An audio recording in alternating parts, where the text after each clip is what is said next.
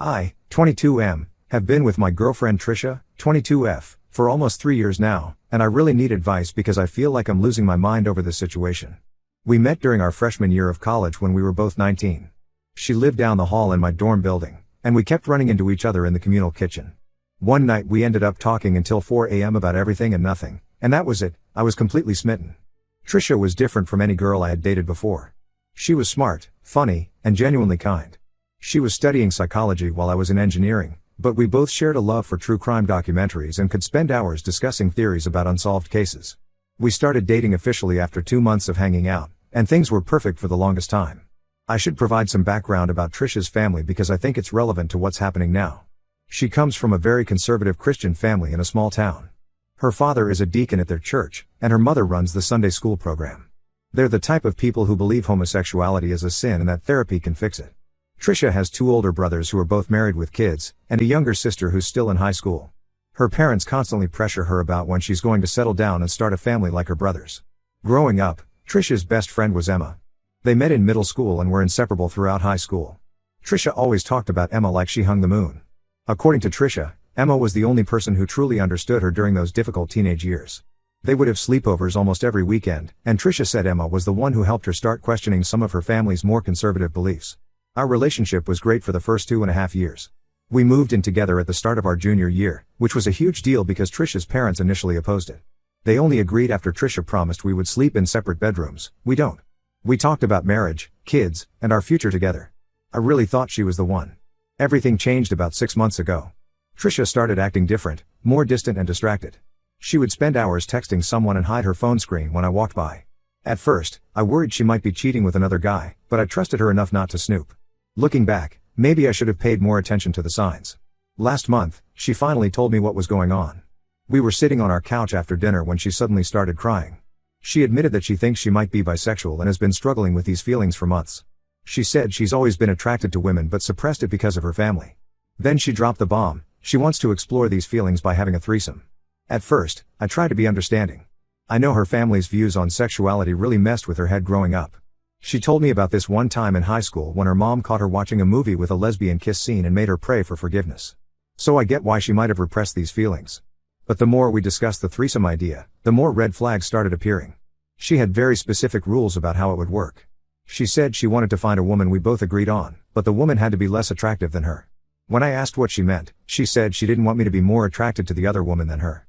She also said that during the threesome, I wouldn't be allowed to touch the other woman at all.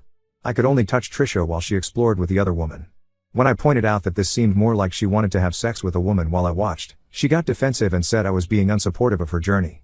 The jealousy issues didn't stop there. She got upset when I asked if she had any women in mind for this arrangement.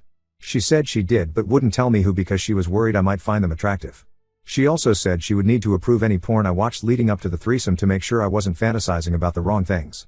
Trisha keeps insisting this is just about sex and exploration, but I'm not so sure.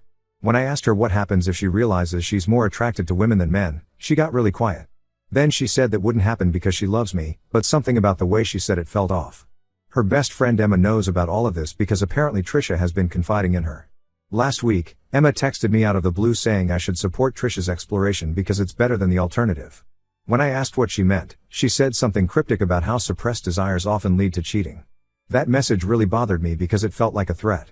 I suggested Trisha talk to a therapist about all this first. Not because I think being bisexual needs therapy, but because I think she has a lot of complicated feelings to sort through about her sexuality and her family's beliefs.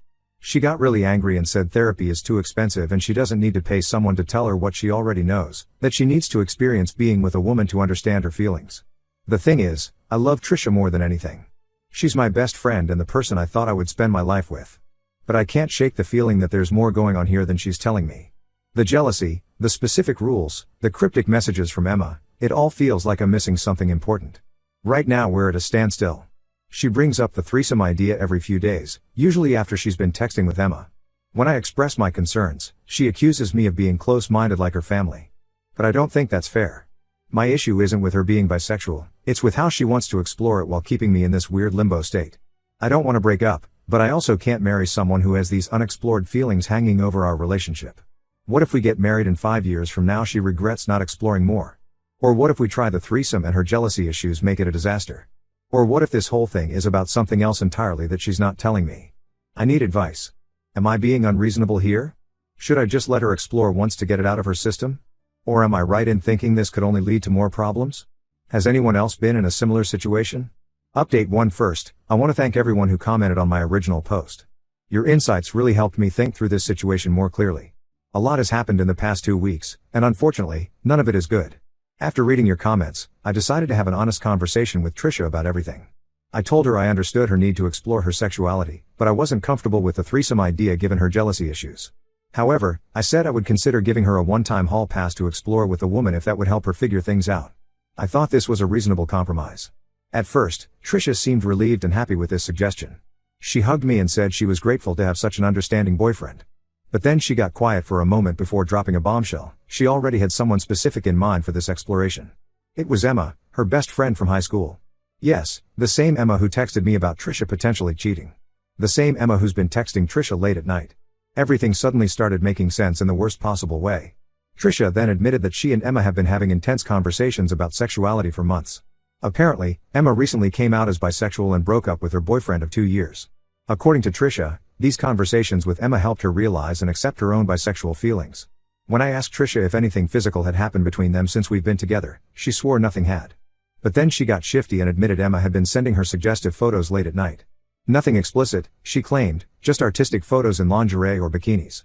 Trisha said she never sent anything back, but she also didn't tell Emma to stop because she was confused about her feelings. I was already reeling from these revelations when Trisha decided to come clean about something else. Remember how she told me she and Emma only fooled around once at a sleepover in high school? Well, that was a lie. It turns out they had a regular friends with benefits situation going from junior year of high school all through their first year of college. Let that sink in. Their first year of college, which means it continued into the first few months of my relationship with Trisha. When I pressed her on the timeline, she broke down crying and admitted their last hookup was 3 weeks after she and I started officially dating. I felt like I was going to be sick. Not only had she lied about her sexual history with Emma, but she had technically cheated on me at the beginning of our relationship. She tried to defend herself by saying we weren't that serious yet and she was still figuring things out, but that's no excuse. While all this was coming out, I got a message from James, Emma's ex-boyfriend. He wanted to let me know why he and Emma really broke up. Apparently, Emma confessed to him that she and Trisha had been planning this whole thing for months. The plan was for each of them to ask their partners for a hall pass so they could sleep together without it technically being cheating. James shared screenshots of texts between him and Emma where she talked about her feelings for Trisha. In one message, Emma said she's been in love with Trisha since high school but they could never be together openly because of their families. She said she thought dating men would make these feelings go away, but being with Trisha was like coming home. When I showed Trisha these screenshots, she completely broke down. She admitted that yes, she and Emma had been planning this, but swore it wasn't just about sex. She said she really does love me and wants to stay with me, but she also has deep feelings for Emma that she's never been able to fully let go of. Trisha's been calling and texting constantly since this confrontation. Her messages swing between apologizing profusely and accusing me of being unfair. Sometimes she'll say she'll cut all contact with Emma if that's what it takes to save our relationship. Other times she'll say I'm being controlling by asking her to cut off her best friend. The worst message came last night. She texted saying that if I really loved her, I would understand that she can love both me and Emma at the same time. She suggested maybe we could try polyamory. When I didn't respond, she sent another message saying she's going to stay with Emma for a few days to clear her head. I feel like such an idiot. All those late night texts, the sudden interest in threesomes, the specific rules about me not touching the other woman, it was all just a complicated plan to find a way to be with Emma without having to admit what was really going on. Part of me wants to forgive Trisha. We've built a life together over the past 3 years, and the thought of throwing it all away hurts more than I can describe. But how can I ever trust her again? She's been lying to me for our entire relationship. She cheated on me at the beginning and has been emotionally cheating with Emma for months. I haven't officially ended things yet, but I think we all know where this is heading. Trisha's staying at Emma's place right now, and I'm sitting in our half-empty apartment trying to figure out what to do next. Do I even try to salvage this, or do I just accept that our relationship was built on lies from the start? Update 2. After my last update, I finally did what needed to be done and ended things with Trisha. She moved out of our apartment and in with Emma, claiming it was just temporary until she could find her own place. I tried to focus on healing and moving forward with my life, but life had other plans. Last week, I ran into Trisha's younger sister, Katie, at the grocery store. I tried to avoid her, but she came up to me and said we needed to talk. We went to a nearby coffee shop, and what she told me changed everything I thought I knew about Trisha and Emma's relationship. According to Katie, Trisha and Emma haven't just been best friends who occasionally hooked up, they've been in an on and off secret relationship since they were 16 years old. Apparently, Katie caught them kissing in Trisha's room back in high school, and Trisha swore her to secrecy, telling her their religious parents would disown them if they ever found out. Katie explained that Trisha and Emma had this whole system worked out. They would date guys as cover while secretly being together. When one of them started getting too serious with a boyfriend, they would stage a big fight and pretend not to talk for a few months. But they always ended up back together. She showed me old texts between her and Trisha from when Trisha and I first started dating. In these messages, Trisha was torn about her feelings for me because I was the first guy she actually fell in love with. She told Katie she thought dating me might help her finally get over Emma, but she couldn't make herself cut contact completely. The more Katie talked, the more things started making sense. All those weekends Trisha spent at girls' nights with Emma. The mysterious fights they would have where they wouldn't talk for weeks, only to suddenly make up with no explanation. The way Trisha would get weird and quiet whenever Emma started dating someone new. Even their career choices were connected. They both chose colleges in the same city despite getting accepted to better schools elsewhere. Emma even switched her major to psychology after Trisha did. Everything in their lives was orchestrated to keep them close to each other while maintaining their cover. Katie revealed that every boyfriend Emma ever had eventually got the same speech about her questioning her sexuality and wanting to experiment. Trisha would do the same when she felt Emma was getting too serious with someone else. It was their way of creating chaos in their relationship so they could end up back together without raising suspicions. The threesome suggestion and hall pass request weren't new ideas either. They'd apparently used similar tactics with previous boyfriends. Katie showed me social media posts from their past relationships. There was a clear pattern of them dating guys at the same time, then suddenly both becoming single around the same time, then mysteriously not talking to each other for a while before starting the cycle again. When I asked Katie why she was telling me all this now, she said she felt guilty for keeping their secret all these years. She said she watched Trisha break multiple guys' hearts while playing this game with Emma, but this was the first time she'd seen her sister genuinely struggle with her feelings for someone else. Apparently, Trisha really did love me, which made it harder for her to follow their usual pattern. The final bomb Katie dropped was about Emma's recent breakup with James. It wasn't spontaneous, they'd been planning it for months. Emma's coming out was orchestrated to coincide with Trisha asking me about exploring her sexuality. They thought if they timed it right, they could finally be together openly without their families suspecting they'd been in a relationship all along. After talking to Katie, I went home and looked through old photos of Trisha and Emma on social media. Now I could see what I missed before, the lingering touches, the way they looked at each other, the identical jewelry they sometimes wore. There were even comments from years ago where their friends joked about them being a couple, which they always laughed off as a joke. I feel completely blindsided. The whole time I thought I was in a committed relationship, I was actually just a pawn in their elaborate game of hiding their relationship from their families. Every moment of our relationship was tainted by this secret, and I never had a clue. Update 3: It's been 3 months since Katie revealed the truth about Trisha and Emma's relationship, and a lot has happened. I thought I should give one final update to close this chapter of my life. Trisha and Emma are officially together now. They finally came out to their families 2 weeks ago, though not entirely by choice. Someone from their church saw them kissing at a restaurant in a nearby city and told their parents. Both families reacted exactly as they'd feared. Trisha's father quoted Bible verses about abomination and told her she was no longer welcome in their home. Emma's parents are threatening to cut off her college funding. Her mother even called the psychology department at their university, trying to get Emma removed from the program because she doesn't have the right moral character to be a therapist. Last week, Trisha showed up at my apartment unannounced. She looked different, her hair was cut short, and she had dark circles under her eyes. She said she wanted to explain everything and apologize properly. According to her, she really did fall in love with me, which wasn't part of their usual plan. She said being with me made her think she could finally be normal and make her family happy. She explained how she and Emma started their relationship. They were at church camp when they were 16, and during a sermon about the sins of homosexuality, they held hands under their Bible study books. That night, they kissed for the first time behind the prayer chapel. The irony wasn't lost on either of them.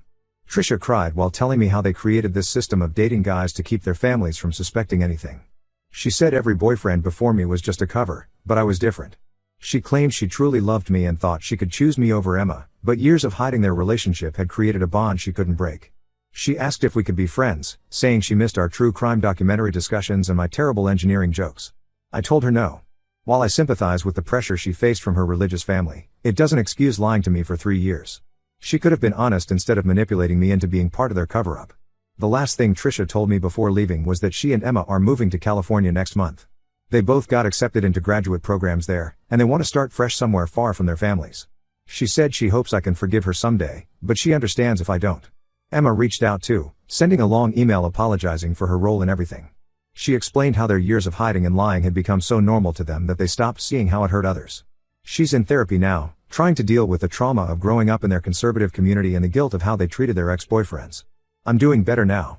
The anger has faded, replaced by a kind of sad understanding. Two scared teenagers created an elaborate system to hide their love, and that system grew into years of deception that hurt everyone involved. While I can understand how it happened, it doesn't make it right. I've started dating again recently. My first date was with a girl from my engineering program who asked me out for coffee. When she told me she was bisexual during our second date, I felt a moment of panic. But then she talked about how important honesty is to her, and how she never wants to hide who she is. It was refreshing.